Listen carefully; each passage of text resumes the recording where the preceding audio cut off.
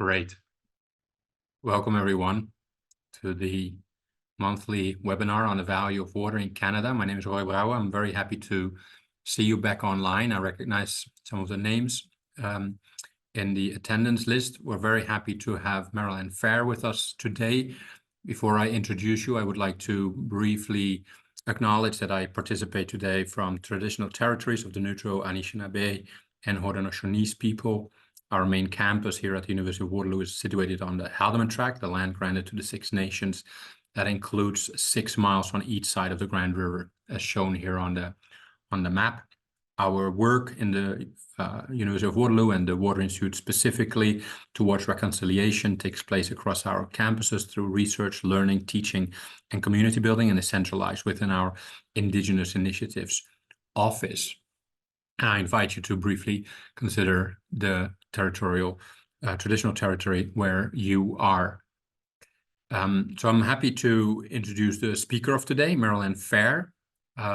She is an accomplished lawyer, writer, strategist, negotiator, and relationship builder who worked extensively in and with Indigenous organizations on environmental, land, water rights, and governance issues. She's the Canadian chair of the International Joint Commission, and along with 10 First Nation chiefs, was the founding executive director of the Centre for Indigenous Environmental Resources, a national First Nation charitable environmental organization. We know here in the Water Institute, Merrell-Ann, already for many years. She was also on our external advisory board, and we are very, very grateful for all the years that she also served here on that board at the University of Waterloo. As a chief negotiator for the government of the Northwest Territories, Merrell-Ann led the negotiation of transboundary water agreements in the Mackenzie River Basin and the creation of the Taideen Nene, a national and territorial park in the east arm of Great Slave Lake. And finally, she's the author of the book Denying the Source, The Crisis of First Nations Water Rights, and co-author of the book Ethical Water. She's a member of the Forum for Leadership on Water, Smart Prosperity's Leadership Council, and is a recipient of Canada's Clean 50 Award. She served as legal counsel and advisor to a number of First Nation and Métis government and organizations. We're very happy and very honored also to have Merrell-Ann back with us. And I'm very happy to hand over the floor to you, Merrell-Ann. Thank you very much, Roy. It's really great to be here. I'm really happy to come and talk to you today a little bit about collaborative water governance. And I'm calling you from Winnipeg, as Roy mentioned, which is Treaty 1 territory, and it's the homeland of the Red River Métis. And it's also I'm right smack in the middle of the Red River Basin, which is a transboundary basin. I'm going to be talking a little bit about a transboundary issue later. And it's also the home, like many places in Canada, of unextinguished Indigenous water rights, which I've been adding lately to explaining where I'm from, because we mostly think about land and not about water. And we often don't think about water in terms of who has authority to make decisions, but that's in essence ultimately what collaborative water governance is. And so I wanted to start with that because that's really what I'm going to get at. I want to talk to you about 3 things that are happening in Canada right now, this very minute, that are absolutely foundational and incredibly important and can change the path of our future without a doubt, dramatically, depending on how they go and how much all of us are involved in this and how much we all watch to make sure that these things proceed in a good way.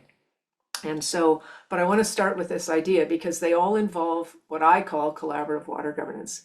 And what exactly is that? I think you can hear a lot of people talk about that. I'll tell you what I think it means, and there might be different definitions around there, but my thinking, maybe it's because I'm a lawyer, I come from things from a legal perspective, which is ultimately, laws are kind of the rules that embed the values, usually of the dominant culture. Sometimes they are protective of minority cultures. Sometimes those rules aren't. As we know in Canada, we have a long history of that. But the way the laws get implemented is really governance. It's really how are decisions made pursuant to those laws and the policies that either drive them or come out of them. And so it really is about who's making a decision, how does that happen, where are those tables that decisions are being made. That's that's what I consider collaborative governance to be, when we all bring the authorities or tools that we have to a common place and find a way to define a shared goal and then figure out, so who's going to do what with the tools they each have. And in water, this is fundamental. The reason it's fundamental is because water, nobody has all the jurisdiction over water. There's no one government in Canada who has all the power, and water moves. So even if you did have all the power, it moves to someone else who can make a different decision.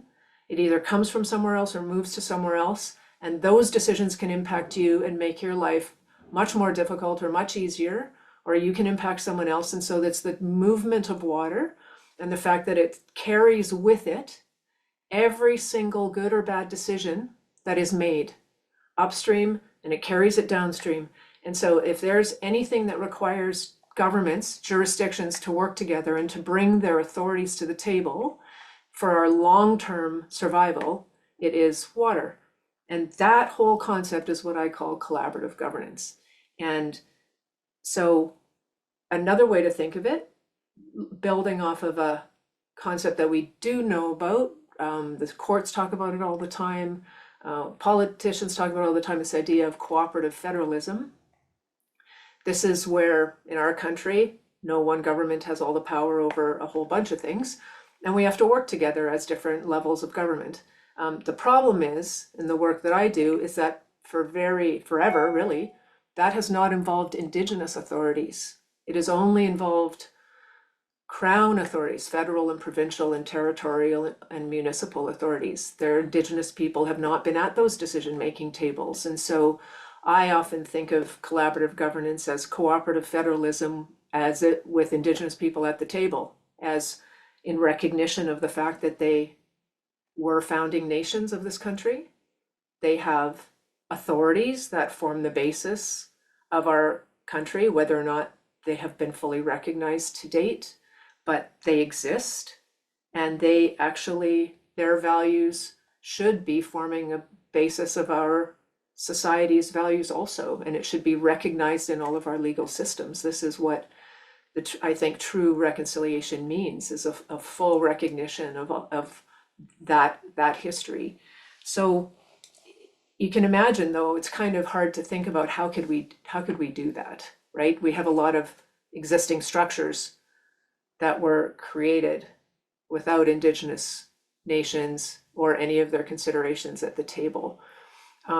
But you can, just a practical example, when you think of, I've often thought it would be similar to, imagine you may or may not go out camping or go to the lake, or maybe you have a cottage, or maybe you have some place that you go that you like that is water related, and you visit there. And when you go there, you've got a whole set of rules that you follow when you do that, right? Like, say you have a cottage, you have to get certain permissions if you want to build a dock. Okay, that would probably be the Fisheries Act. I know you can't build docks if it's going to do hurt fish habitat, or you have sewage treatment you have to deal with. You can't put a septic field somewhere, that's probably provincial jurisdiction. You have rules as you drive to and from, that's highway traffic. You've got all of these rules that are imposed by different levels of government. And when you're in Indigenous territories, there would be another set of rules that you take into account. We do it all the time with all the other rules we have. We're just not used to thinking about it in terms of what are the Indigenous laws and authorities that also apply there. And collaborative governance is about how governments figure out how all those laws work together. And they already do it. They just don't do it with Indigenous legal orders. And so it is possible. It's not easy, and it's complex, but it's possible. And so that's, if there's one thing you kind of remember maybe for this whole talk, it's just that there is a possible way. We already do it. We can keep doing it. We can just do it with Indigenous people. to say, how do our systems work together? And the three examples I want to give you are three examples of where that is happening right now that you may or may not know about. One of them is the Canada Water Agency. And I'm sure you've all heard of that because it's been in the news quite a bit. And it has currently being created in the Budget Implementation Act. The Canada Water Agency Act is a part of the current Budget Implementation Act, and it's the basic law that is just going to create the agency. It doesn't say much about what it's going to do, but it is to basically trying to create, well, there's two basic drivers behind, I think, what the agency is trying to do. First, it's trying to get the internal federal house in order. That's what outsiders call it. The folks like myself who are not in the federal government, but who have worked with many others to try to make this a reality for many years, is the water is divided across many departments. I think it's somewhere between 22 and maybe 26 different federal departments have some form of decision making involving water. And the perception is it's fairly disconnected, maybe doesn't have as much efficiency, and maybe not an overarching vision for what we're trying to do. And so the idea is, how do you create some get the federal house in order, have it be a little more streamlined and cooperative and clear for outsiders how to actually engage with that system. And so that's the internal part of the agency, is to create cooperation and collaboration within the federal family. But then there's the external part, which is in many ways, in my view, one of the more important pieces, because it's what takes what could be seen as a federal agency, like a federal body that's being created, a federal agency, and it turns it into a national agency. It turns it into something that is for all Canadians, for all provinces and territories, for partnership with Indigenous nations. It turns it into something that is, through collaboration, intended to preserve, safeguard, sustainably use the water systems that we all depend on. And it can be, if the collaborations can be built, if Canada can do this well and truly in collaboration with other jurisdictions, it can be something that through which we start to really articulate the water values that we have as a nation of many cultures, of many authorities, of many governments. How do we preserve this resource and use this the sacred resource in many ways for 7 generations, for all of our children and grandchildren and all the species and all of their grandchildren? That's the kind of big picture 35,000 foot opportunity that the agency could do. And the difference, I think, will be whether it sees itself as a cooperative entity or a collaborative entity. Cooperation is usually defined as we help each other achieve each of our individual goals. We stick to our lane, we get out of the way, or we are helpful or whatever, but we each have our own goals and we help each other. Collaboration is we work together to figure out a common goal. And then we figure out what do we each do towards that goal and how can we do that best. And that's, I think, will be the fundamental distinction with the agency on whether it's ultimately successful or not, is the extent to which it is able to collaborate with provinces, territories, and Indigenous nations and their governments. If it is able to do that, I think that it is one of the most profound tools we have right now for reconciliation, because it is through those conversations of finding the common area for goals that you actually learn about each other, build the relationships necessary, tell the truth that is necessary about the past, build a truth that is life affirming for the future. These are conversations about reconciliation ultimately. And I know the agency has that in its legislation, that is a goal. But the conversations need to be structured to have that be meaningful in order for that goal to be realized. But that is definitely an opportunity that is really, I think, really significant. So that was the first one. The second opportunity I want to mention is the First Nation Clean Water Act, which is also, it's in second reading.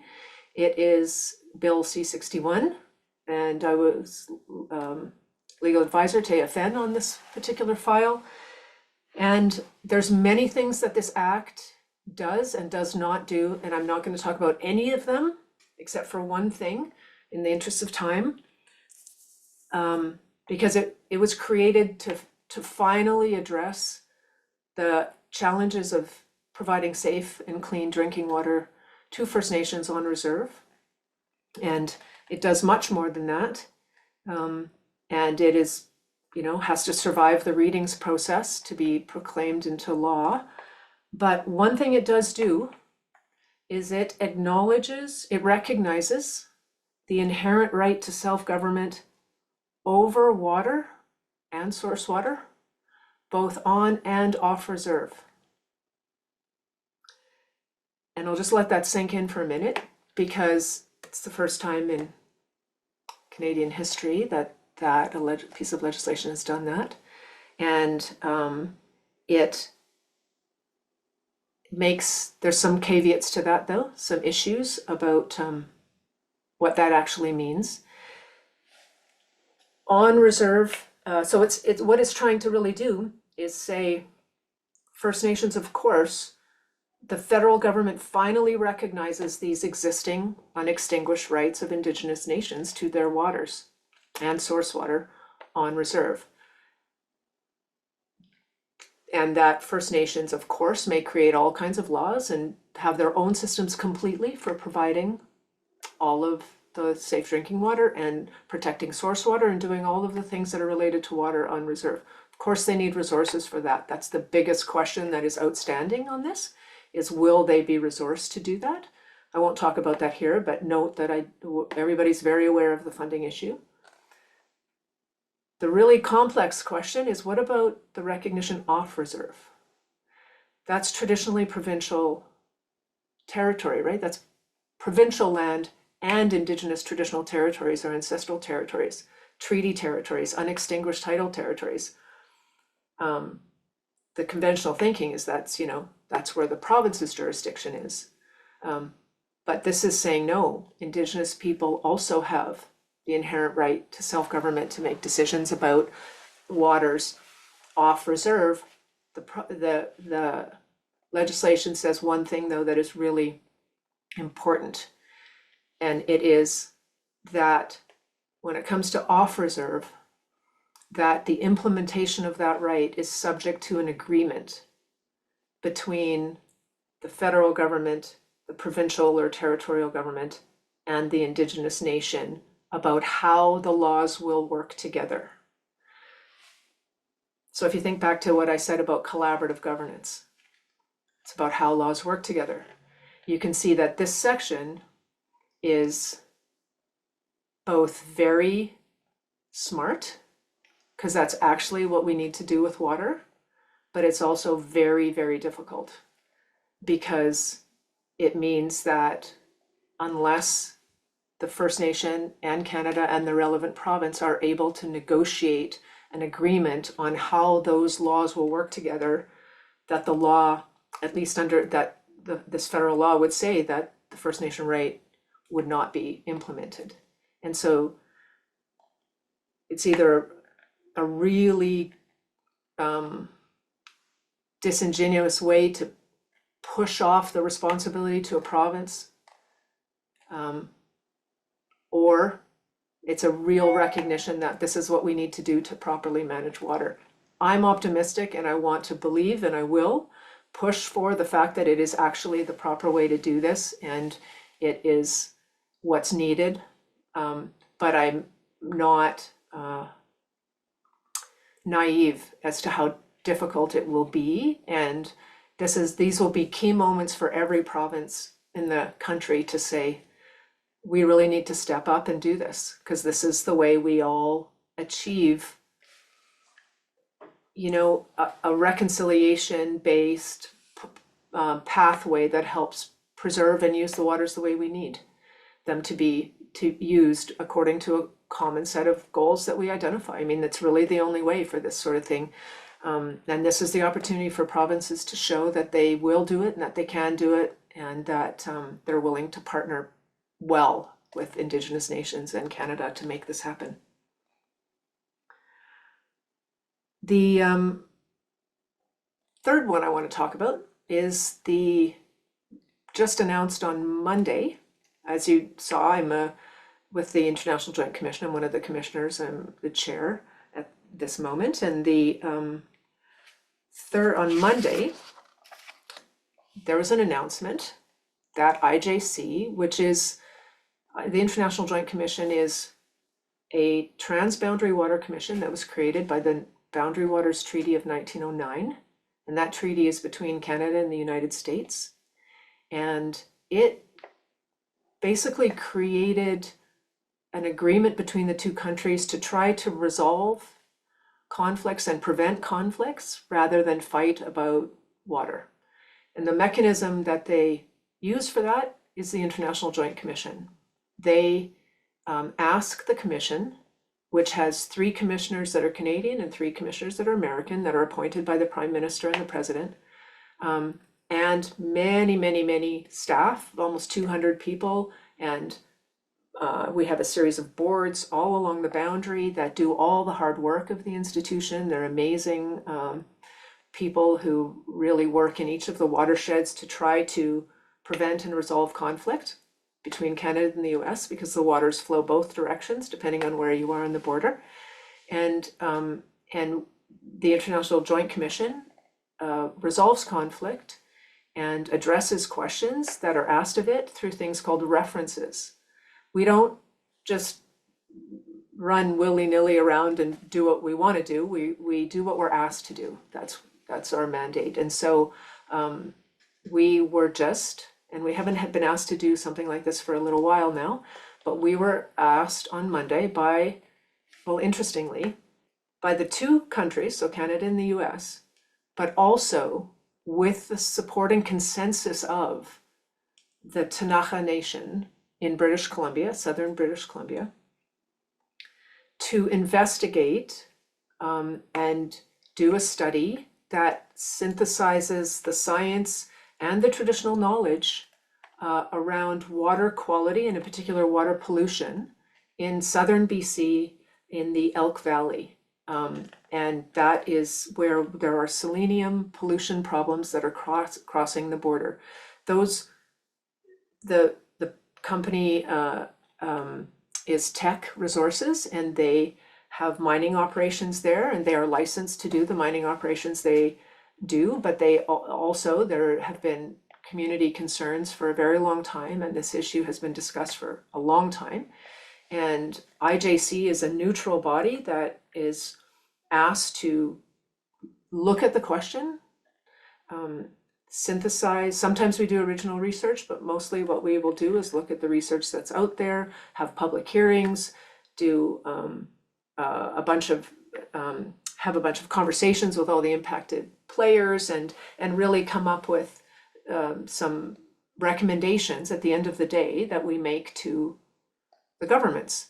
And we can't enforce those recommendations, we can't do them, but the parties do, the governments do, if they want to. It's their choice ultimately, but they ask us to help them figure it out. And so that's what we've been asked to do. As of Monday, we were given a reference to look at the water pollution in the Elk River Valley as it crosses into the border into Lake Koocanusa in the US. And what's amazing about this opportunity is I think 2 to 3 things. First, for the first time ever,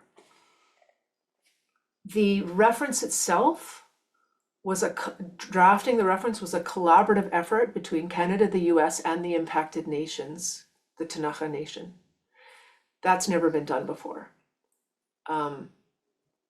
They created through that reference what they're calling a governance a governance board. The governance board will be the parties, Canada and the US, and the Ktunaxa Nation, and they will look at how it'll be that body that ultimately looks at the final results of the work that IJC does, that the studies that are done. And IJC will help facilitate that governance body. That's a new role for IJC in the era of complex diplomacy conversations that involve multiple jurisdictions, including Indigenous jurisdictions, which were never part of the original treaty. My argument is this is the only way we can move forward. We have to all be at the table, as you know, collaborative governance, and we have to work through these complex conversations. And one of the roles that IJC can play over time is to help facilitate that. In the past, we didn't facilitate conversations. We would just do a study, and we would provide recommendations. But now, this is a new role for us where we are actually formally facilitating a new structure called a governance body that is going to kind of oversee the whole study mechanism that we run, and we will facilitate that, and that involves directly the Indigenous nation. So that's just incredibly, for me, incredibly exciting. I really commend the governments and the nation for the structure of this reference. It's on a fairly short timeline, 2 years, that we're supposed to complete all of the work.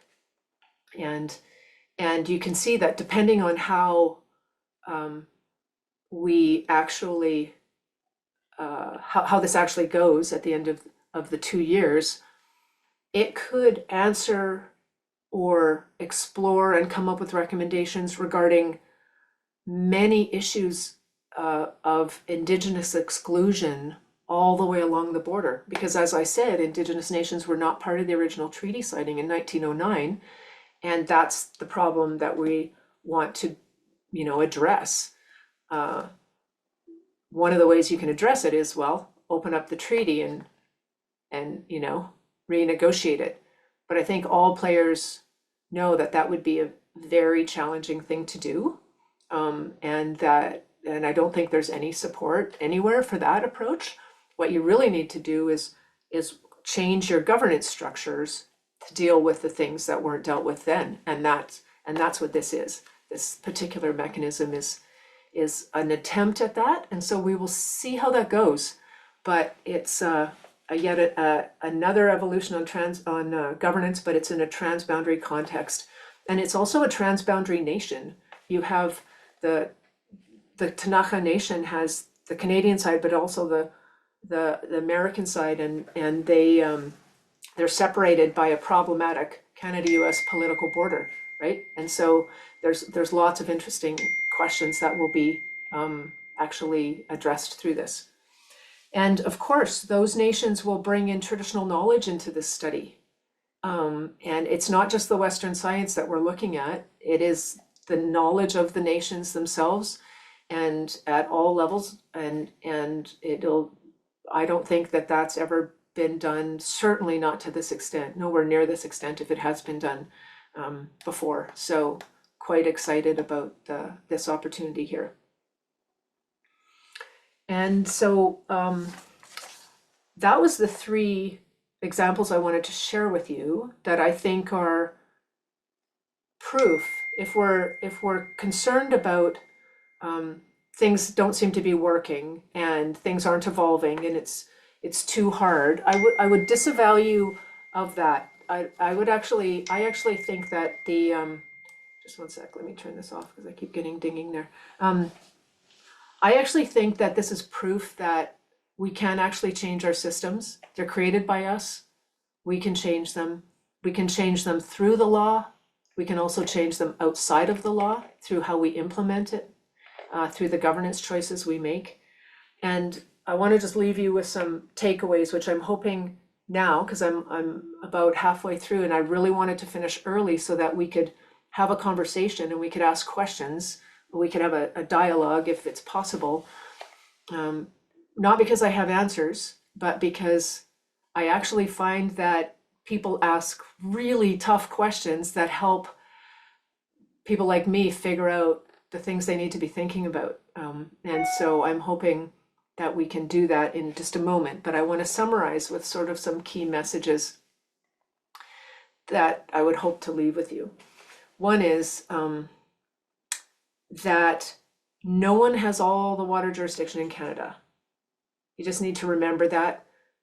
So it's at our peril that we make decisions alone on this kind of situation, right? We need each other in order to make a good water decision. We need all the jurisdictions that have some role in any particular molecule of water. We need all of the jurisdictions that have some role there to be in the room at the same time talking about it. And so we have very few structures that are created to do that. That's the work we need to do, is what are the ways that we can get those jurisdictions into the room, including Indigenous jurisdictions. We need to think of our jurisdictions not as something that we jealously protect, which is definitely how we're trained, all of us, to think of our authorities and our jurisdictions and our budgets and all of the things attached to that as things we have to hold on to very tightly and don't let anybody get anywhere near them. We have to change that to think about them as tools in our toolkit that we bring to the table. Here's what I can offer to solve this problem. Here's the thing that I have authority to do that I can do that gets us partway there. And if we all did that, we would be able to identify what are the gaps that nobody has yet dealt with, but also, expedite actually getting something done. That is about collaboration, not cooperation. So I want to leave you with remembering the difference between those two things and how I think what our goal should be is the collaboration part. It includes things like cooperation, but it's not just cooperation. So that's another one. I want you to, about 10 years ago, 10 or 12 years ago, I've got a good friend I work with a lot on stuff, Oliver Brandis from the Polis Institute of Ecological Governance. And he and I, about a decade or so ago, used to say, the next 10 years, we're going to see more evolution in Canadian water law in the next 10 years than we saw in the last 100. And it is true. 10 years later, we have seen exactly that. And so what I would like to say is, I think in the next 10 years, we're going to see more evolution in Canadian water governance than we've seen in the last 100 years. These three opportunities that I presented today are just, there's many other things that are happening, particularly at the local and regional level. Some parts of the country are really just, like BC, just moving so fast on such amazing stuff. And so we are really seeing change.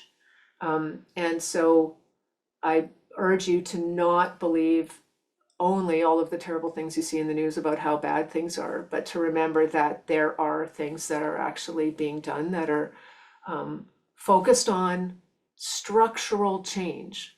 These things that I talked about today are not just icing on a cake that, will melt in the rain or whatever. This is actually, they can be structural change. They are and they can be. But this is a thing that you need to remember. They need attention. They need you to track them, to watch them, to ask questions about them, to keep focused on it, and have the people who are in charge of these things know that you're there, you pay attention, you got your eye on the ball, you expect excellence to be delivered. These things, all things, good things, die on the shelf if they're not fed and watered and nurtured and built. And it takes many, many, many people for these kinds of things to be built. And so I urge you to consider that. Merrell-Ann, sorry to interrupt. There is a question in the Q&A. I don't know who asked it, but maybe you want to have a quick look. Do you want me to read it out loud for you? Sure. So there may be situations where there's disagreement among separate First Nations on who has a right to feed into water governance decisions, how to solve those disagreements where there is a core opposition to the other being at the table. Yeah, that's right. There are. Just like there are many disagreements between municipalities and between provinces and between all of those with the feds. Like, that's the nature of governance, is to disagree about often we don't have common goals, or we're fighting about one thing and we're trying to get along with another thing. I know that a couple of the projects that I'm working on right now are under this title called the Collaborative Leadership Initiative, and we're focused on bringing together elected leaders in a watershed, non-Indigenous and Indigenous, to have a leadership level conversation about what is the common goal for the watershed, and will they consider bringing their jurisdictions to the table to try to achieve something in common that they have regarding water in that watershed. And often the conversation begins with separate conversations with the non-Indigenous jurisdictions, because they don't all get along, and the Indigenous jurisdictions. We have separate caucuses almost often, because they need time for what we call internal reconciliation. And what we urge them all to do is say, you can still not get along about many things if you need to go that way. If that's, we're not saying this is the silver bullet that is going to solve all your problems. But when it comes to water, when it comes to this one thing, you really do need to try to find common ground. Like, your future depends on it. The future of life depends on this. So let's try to find even one area of common ground when it comes to water that we can move forward on, and we start small with baby steps and we move forward. Now, that doesn't mean that in every region in Canada people are ready for that conversation. If nations are in active litigation against each other about who has the right to represent, a group of people, that might not be the right time in that area. But I still think you should ask. They need to be the ones to decide whether or not they might be able to put aside their differences for the purpose of this conversation. And I'll give you an example of how governments can do that. I was negotiating Thai-Dene-Nene, which is a national and territorial and Indigenous protected area. So it's a park protected by all three sets of laws in the Northwest Territories. And at the time, the participants to the negotiation, which were the government of the Northwest Territories, Parks Canada, and the First Nation, Lutselk'e First Nation, and Métis, the Métis, were in huge disagreement. In fact, they were litigating each other in other files about whether or not they even, who had the right to be there. They were absolutely in disagreement about that. But at the end of the day, they said, but we do want this land protected. We know that. So can we do agreement that sets out how we would govern this collaboratively, and how we would do the protection and use? What would it look like? And the agreement focused on that. And the beginning of the agreement set out their various views of their jurisdiction, which all disagreed with each other. And that's fine. They said, this is what we think, this is what we think. And they had each of our view of our authority is the following. And each one of them said that, and it said, notwithstanding the disagreement in the preamble here, we do agree we want to do this one thing. And that one thing can be about water.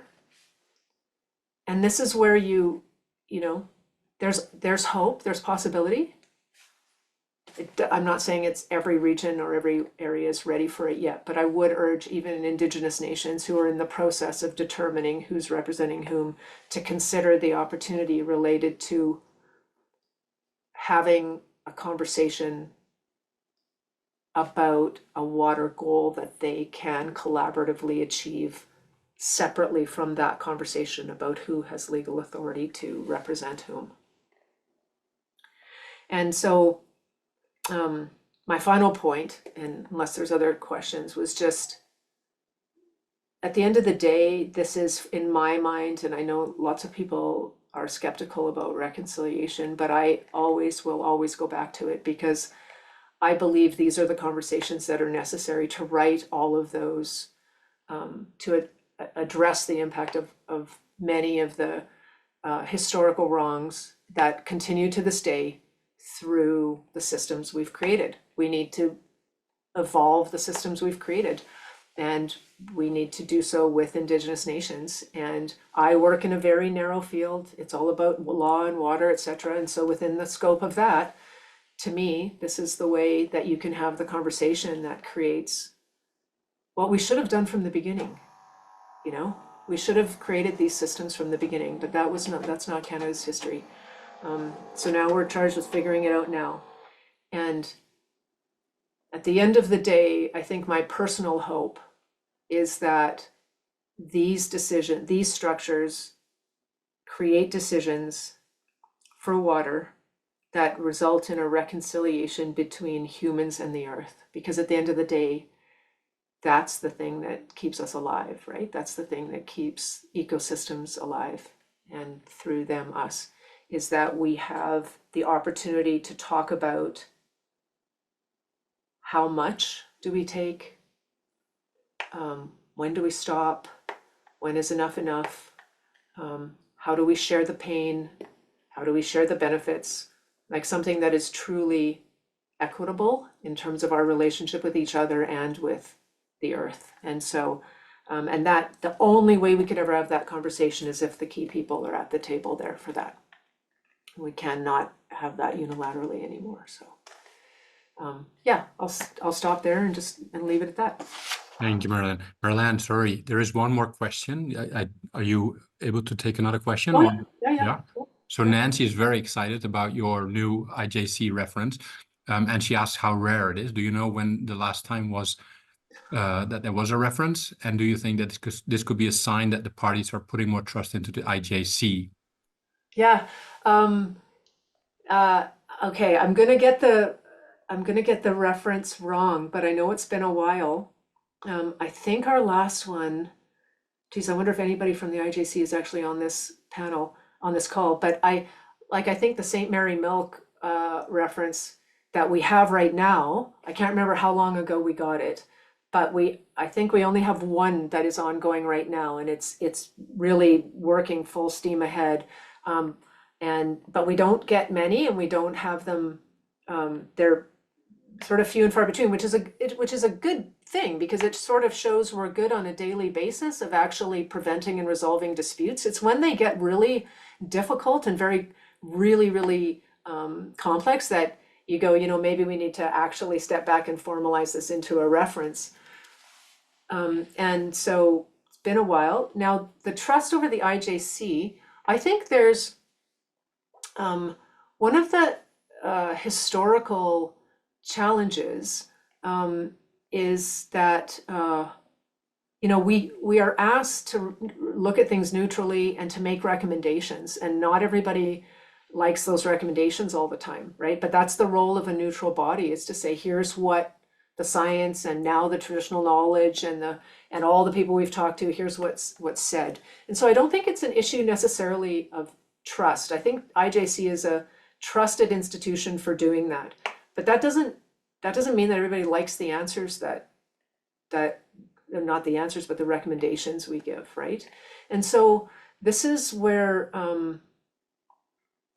this one will be really fascinating, because we are working closely with not just the parties through the governance body, but also the Indigenous nation, and their sets of interests are very diverse, right? Canada, the US, there's the province of British Columbia, Montana, the Tanaka, there's a whole range of states and province and Indigenous nations that have very diverse interests, upstream and downstream and all kinds. And so, we're working with them to help figure out, in essence, a governance question. How do we, part of the reference is, how do we address the impacts of water pollution?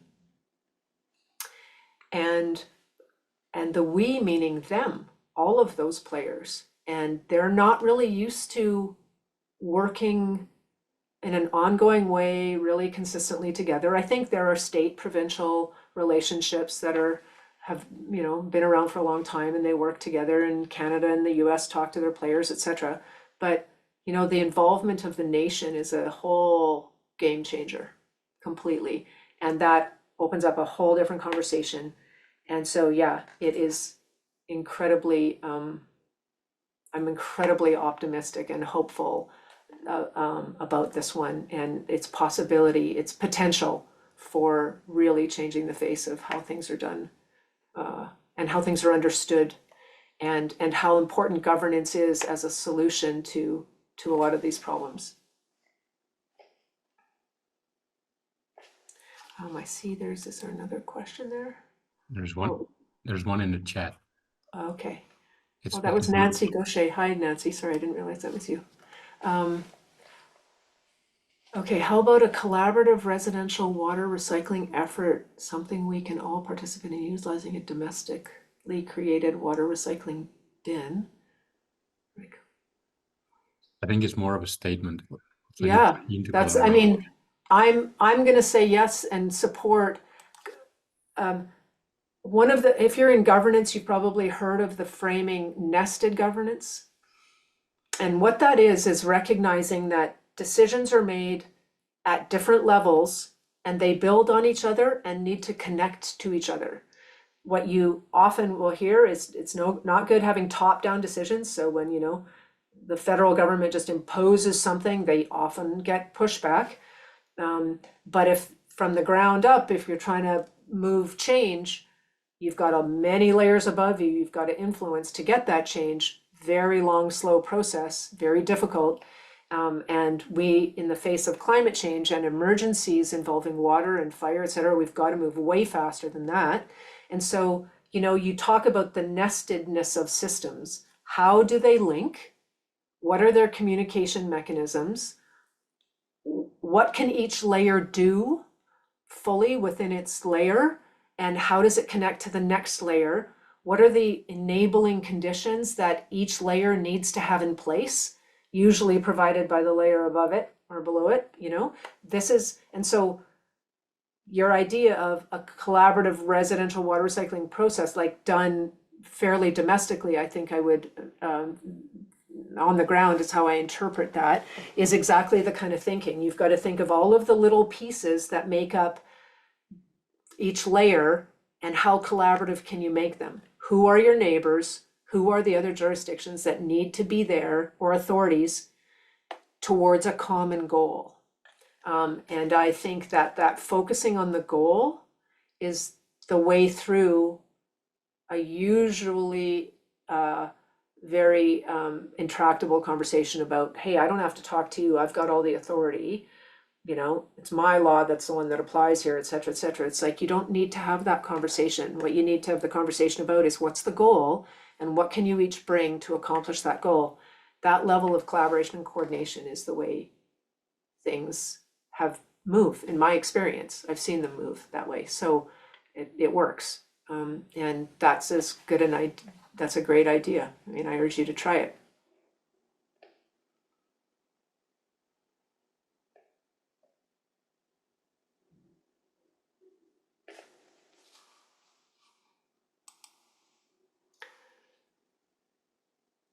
Taylor Johnston, hi. Has atmospheric water generation for clean water sourcing been considered for use in Canada?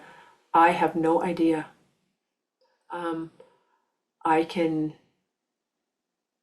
Somebody else is going to answer that. Okay, great, because I don't know the answer to that question. I was just going to move that into the answered section for you, Merrell-Ann. That's okay. We do have 10 more minutes left if anybody else would like to chat with Merrell-Ann. I can also enable audio questions today if anybody would like to try that. Just raise your hand in the chat.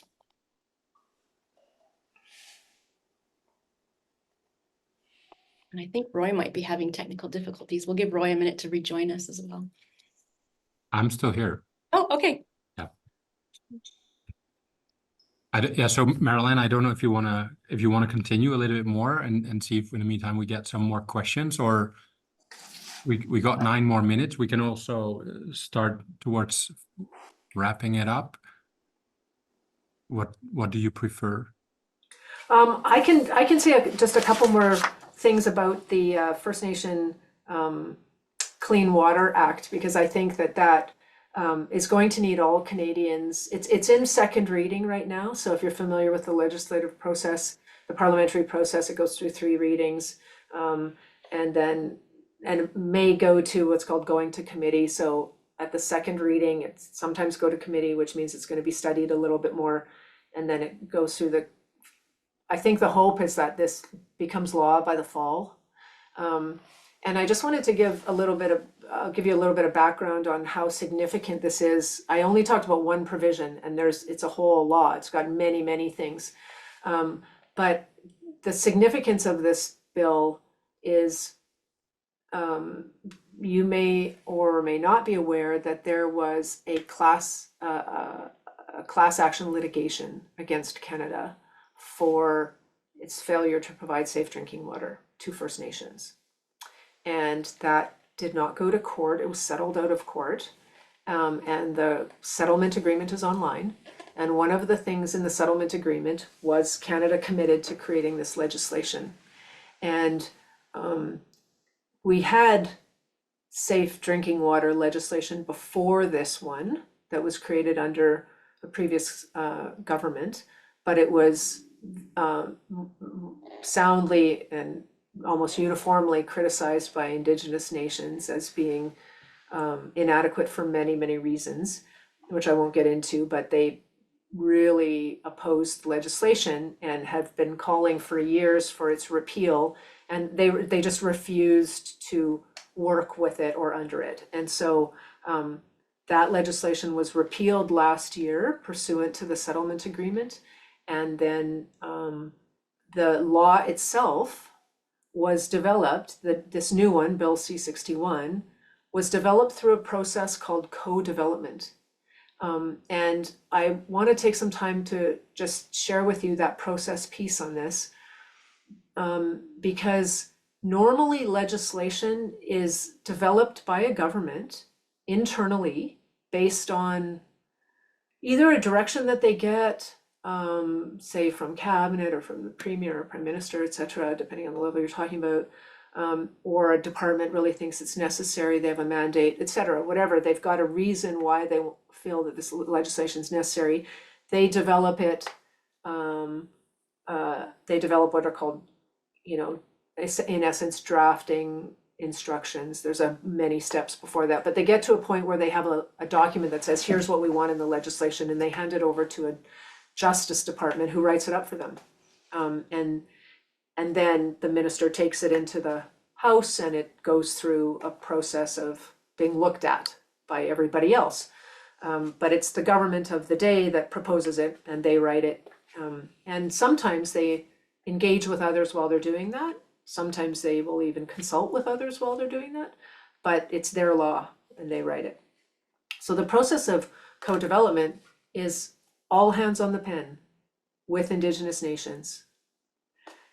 So this law was co-developed. Now, it wasn't the perfect process. Co-development is something that's not been done for a long time in Canada and not been done at all to this level federally. But it's a huge process innovation, and it is one of the mechanisms of reconciliation to be able to say, if you do, First Nations, Indigenous nations say, all of them say nothing about us without us. So if you want to do a law that's going to have some impact on Indigenous nations, they have a right to be at the table as governments to help build that law, so that it's acceptable to them and they're not engaged or consulted, but they're actually part of building it. And that's in the legal realm, the lawmaking realm, the way to do it is through co-development. And you can go as so far as actually co-drafting, which is you actually sit there, all the lawyers, and they write up the law together, the lawyers of the Indigenous people and the lawyers of the governments. And I've been involved in a process that's done that, even though many people think it's not possible. It is possible. I've been there. And so, you know, you come up with a law that then the government of the day is able to put into their house and say, this was built with our partners. It is acceptable to our partners. It's not perfect, but it's something we built together.